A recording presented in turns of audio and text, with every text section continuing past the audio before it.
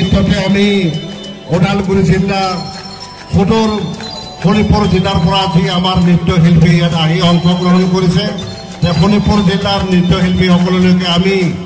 আহি থকা দিনবোৰ নিশ্চয় সহায় সহযোগ পোৱাৰ আশাৰে তেওঁলোকক আমি ধন্যবাদ জনাইছোঁ যে ওদালগুৰি জিলাৰ আমি আজি 3টা কাৰ্যকাল আমি লোককৃষ্টি কৰ্মশালা অনুষ্ঠিত আমি কৰিছোঁ আমাৰ সৌভাগ্য আমাৰ এই যে আমি 3 বছৰ লোককৃষ্টি কৰ্মশালা আমি অনুষ্ঠিত কৰিছোঁ তাৰ পিছৰ পৰাই আমি এই আমাৰ ৰাভা লোকনৃত্য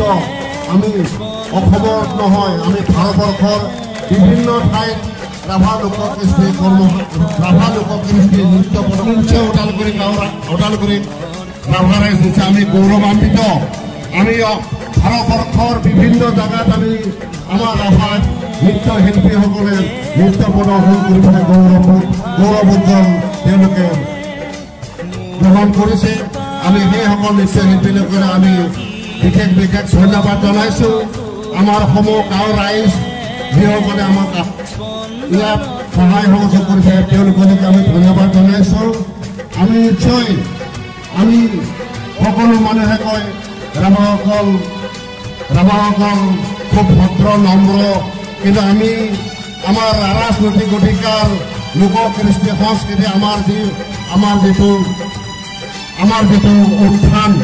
সেই উত্থানক আমি নিশ্চয় আমি সাহসিকতাৰে প্ৰত্যাহ্বানেৰে আমি লোককৃষ্টিসমূহক আমি বিশ্বৰ দৰবাৰত আমি আগুৱাই লৈ যাবলৈ আমি সক্ষম হ'ম আৰু লগতে আমি গৌৰৱৰ কথা যে আমি আজি ভাৰতবৰ্ষৰ বিভিন্ন জেগাত আজি বস্ত্ৰ আজি আমাৰ যিখন ৰাভাৰ কাপোৰ পাজাৰ সেই পাজাৰখন আজি আমি পঞ্চমবাৰ ৰাষ্ট্ৰপতিৰ বঁটাৰ এৱাৰ্ড পাবলৈ আমি ৰাভাসকলৰ যি জাতীয় সাজ পোছাক সেই জাতীয় সাজ পোছাক আমি পঞ্চমবাৰৰ বাবে আমি ৰাষ্ট্ৰপতিৰ দ্বাৰা আমি পুৰস্কাৰ পাবলৈ আমি সক্ষম হৈছোঁ য'ত